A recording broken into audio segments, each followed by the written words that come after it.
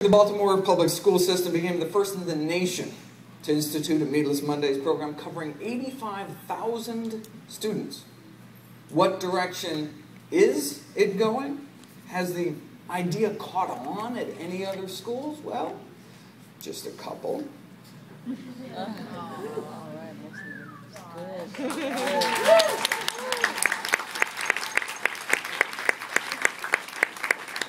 In fact, entire cities have passed resolutions urging their residents to eat vegetarian at least one day a week. You know, little hippie towns with obscure names like Washington, D.C. Less than 1 month ago, the District of Columbia officially started encouraging residents to abstain from animal products on Mondays. Because of obesity, because of the environmental impacts, because of climate change, in order to prevent animal cruelty, we could spare 1 billion animals. We could help stop world hunger. Meatless Mondays, advocated by more than 20 schools of public health.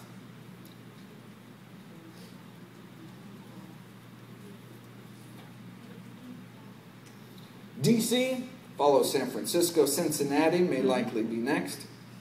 Therefore, be it resolved that Mondays in Washington, D.C. are hereby designated as meat-free Mondays, effective immediately.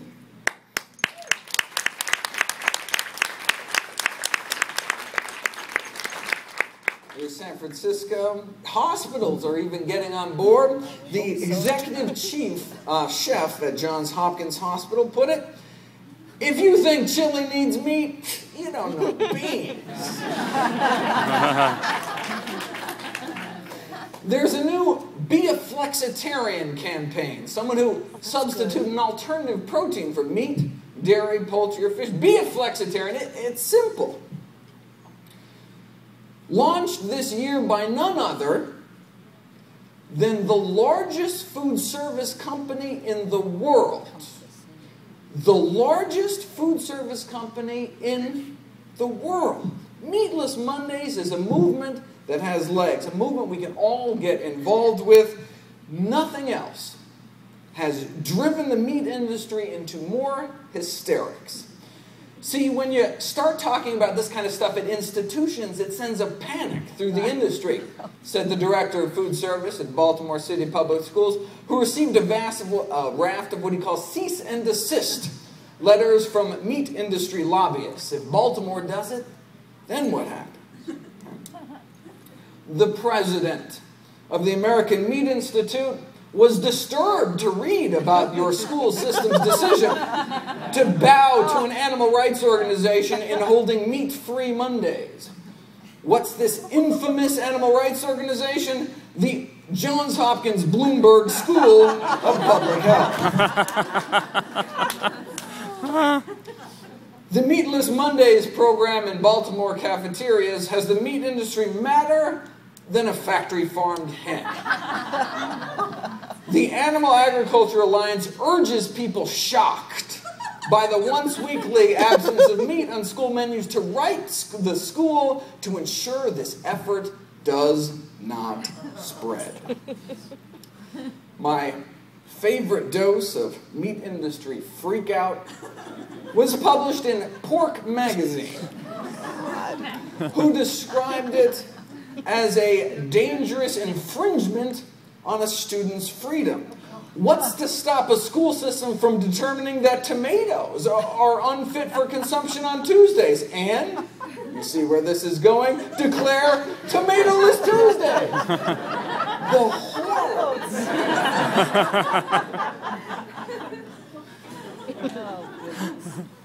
Okay, but are kids actually eating the stuff, right? Well, a new study was published this year in the Florida Public Health Review about a vegan experiment in Broward County public schools, the 6th largest public school system in the nation. They offered veggie burgers, vegetarian chili, and black beans and rice. But here's the kicker.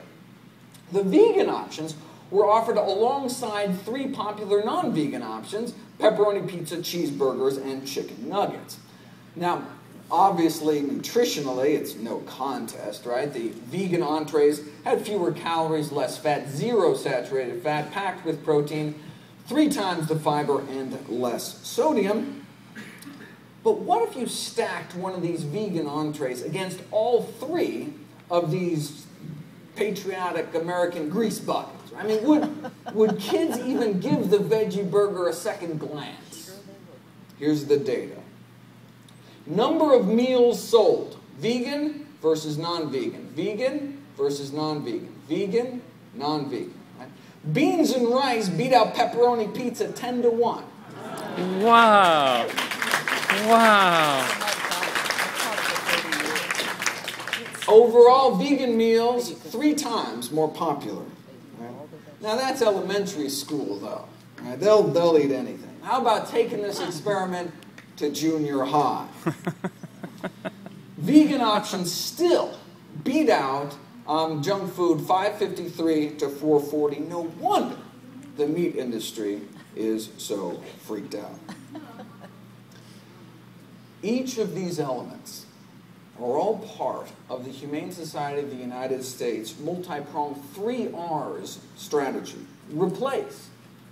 Encourage people to replace animal foods with plant foods. Reduce. Encourage people to reduce the number of animals they eat.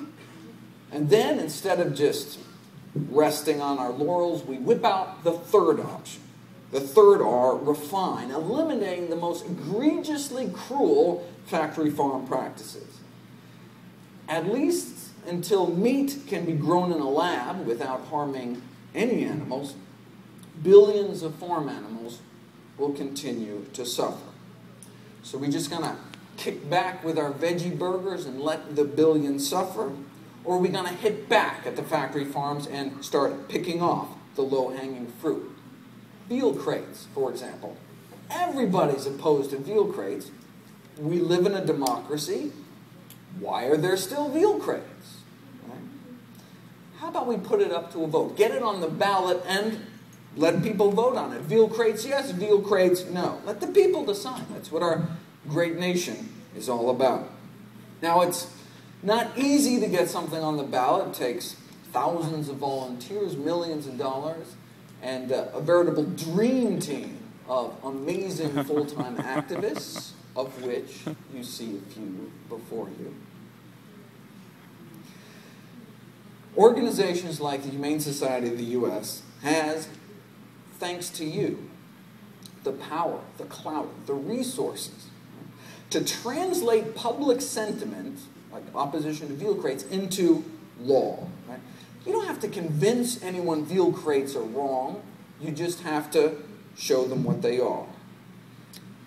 In order to produce veal, the calf must first be taken away from the mother so her milk can go to store shelves. You can see the mom chasing after her newborn baby.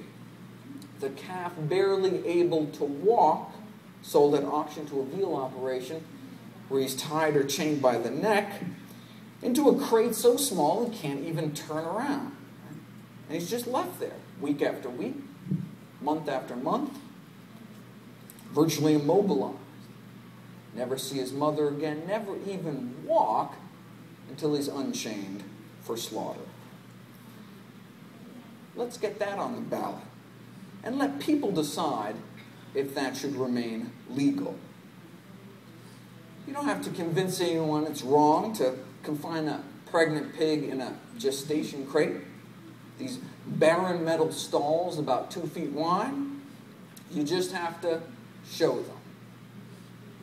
These highly intelligent social animals basically kept in a box week after week, month after month, for nearly their entire lives. They can develop crippling joint deformities, lameness. You did this to a dog, get thrown in jail.